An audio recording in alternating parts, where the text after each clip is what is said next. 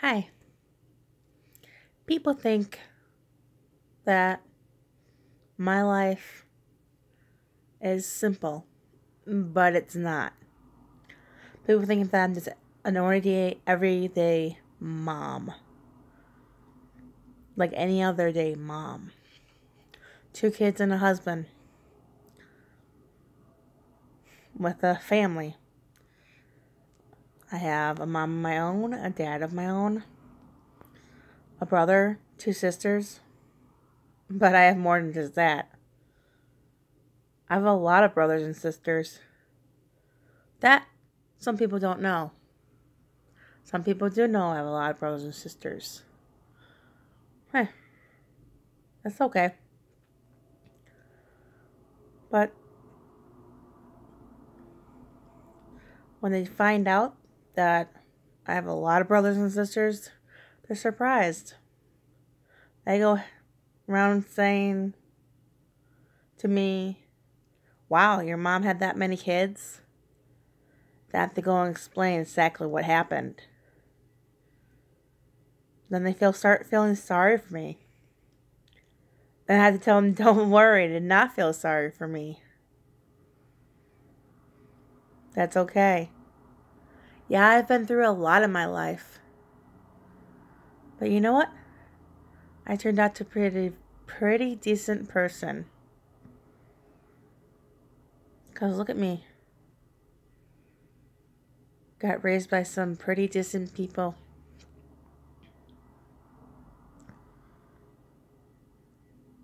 I thought maybe some of you out there might be going through something that I went through similar in my life. And maybe I could help you guys if I share my story.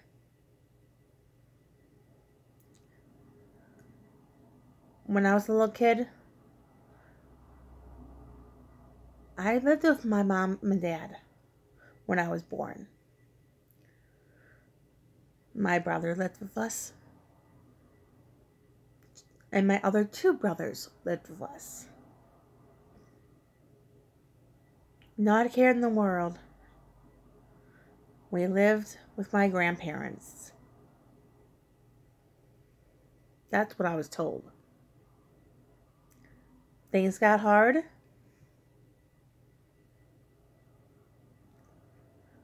Me and my brother got taken away.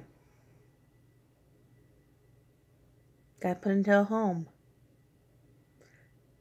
My grandma had to have foot surgery. We never got taken back to her after her first surgery. Even though we should have gone back.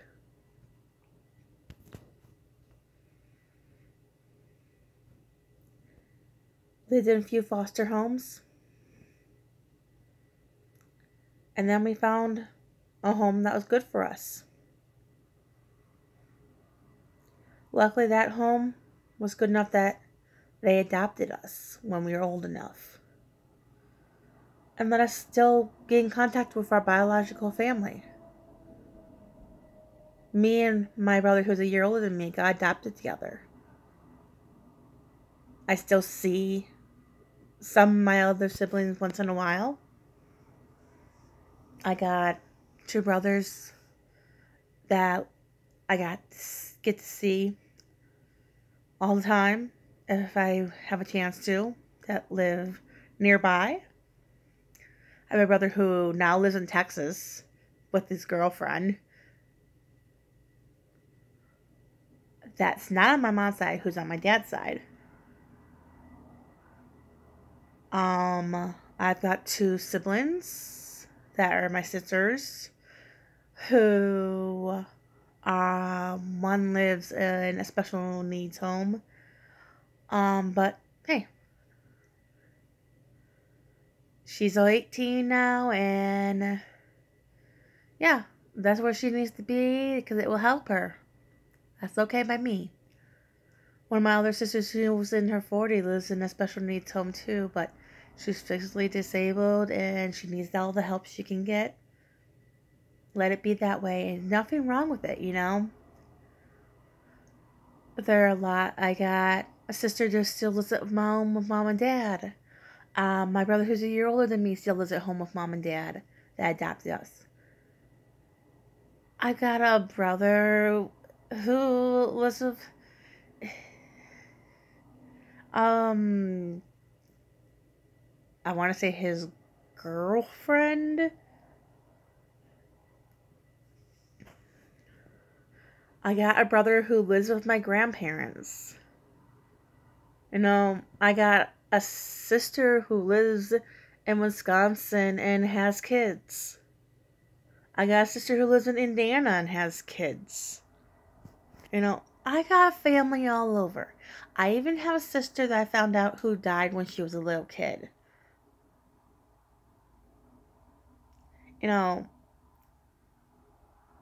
It's just to name some of them.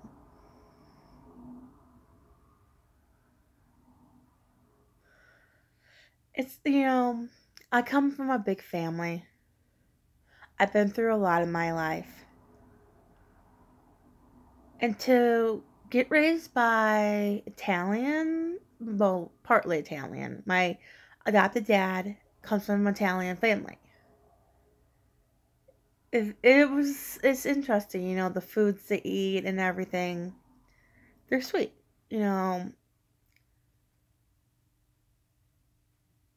it's one of those things you never think that would ever happen to you if you're in a foster home. You never think, oh, you're going to get adopted, or oh, you're going to get into a family that will ever love you. But you will. You will get into that family that really cares. Because me and my brother did. We got into that family, and they cared for us enough that they did not want to see us get separated. Because if they did not adopt us, me and my brother would have gotten separated and would have not been together today. I do have a lot more going on that went on in my life. I was a pretty decent child up until, normal, healthy child from what I was told. And from what I know, up until about my junior year of high school, I started getting very sick. Started getting migraines one day after Thanksgiving dinner. My mom just told me, go ahead, take some Tylenol and lay down. Thought it was just from too much turkey dinner. But then the migraines got worse. So we decided to see a doctor. He sent us to a specialist who did an MRI and found out that I had a cyst in my brain. Not too big, but it was there. And that was causing the migraines to happen. Unfortunately, a year later, I developed tunnel vision. And was told I could never drive because I could not see out the corner of my eyes. Well, there's nothing they could do for it. I was just going to have to learn to deal with it. So, the next year after that, I was going away to college, so I wasn't going to worry about it.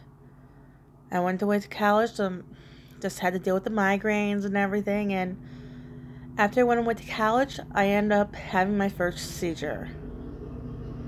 I was epileptic for a long time. Had seizure after seizure. They could not control the medication. Even though I was taking medicine, they just kept coming and having them. Had them for a long time.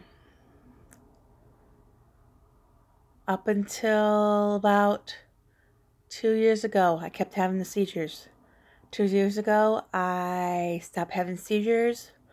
I've been seizure free for 2 years now. And about, let's say, it will be this month, right before Christmas, next week, it will be a year that I've been tunnel vision free, that I've had my vision back fully, and be able to see everything without having to wear glasses, and been able to tell until that I can drive. But the migraines are back, and the migraines are worse. And the doctor has raised my medicine up and given me another medication to add on to it for onset, and wants to do another MRI to see if the cyst, the tumor, has changed anyway. What I've learned from all this is that, I've met a lot of people along the way in my journey. And I've had 2 friends who've had stuck with me my whole journey. And I've known them, one since, preschool, kindergarten. And I know she's going to hate me for saying her name. Her name is Tiffany. Yes, Tiffany. Love you, girl. Love you to death. I've known her forever. She's over 13,000 miles away from me now. I've known her forever. Been there thick and thin. I can call her up on the phone and go, hey, this is going on, that's going on. This is how I feel. Oh, and she talks to my kids on the phone and helps me through a lot. And then my other girl that's been through everything with me too, that's right here in the same state as me, and I see once a week, is my other best friend, Dallas. Those 2 girls are like my sisters. They're like family to me. I would not trade them in the world for anything. I have known those girls practically forever. And whenever I'm with someone and they meet them, it's like they ask me, oh, how long have you known them? And I tell them, and they're like, aren't you guys sick of each other yet? And I tell them, nope. They're surprised because friendships usually don't last as long as I've known these 2. And these 2 are practically my family. They've been there through everything I've been through and stuck with me all the way and supported everything I've been have to go through and put up with everything I've been through and all my ups and downs. There's a lot in my life and a lot more I have to share. But one thing I have to learn is, even if I had wanted to be a mentor speaker, you gotta think, there's only one person in this world that knows exactly what's going to happen and knows how it's going to happen and what the outcome is going to be. You may want it to be your way, but you can't always predict how it's going to happen. Think about it.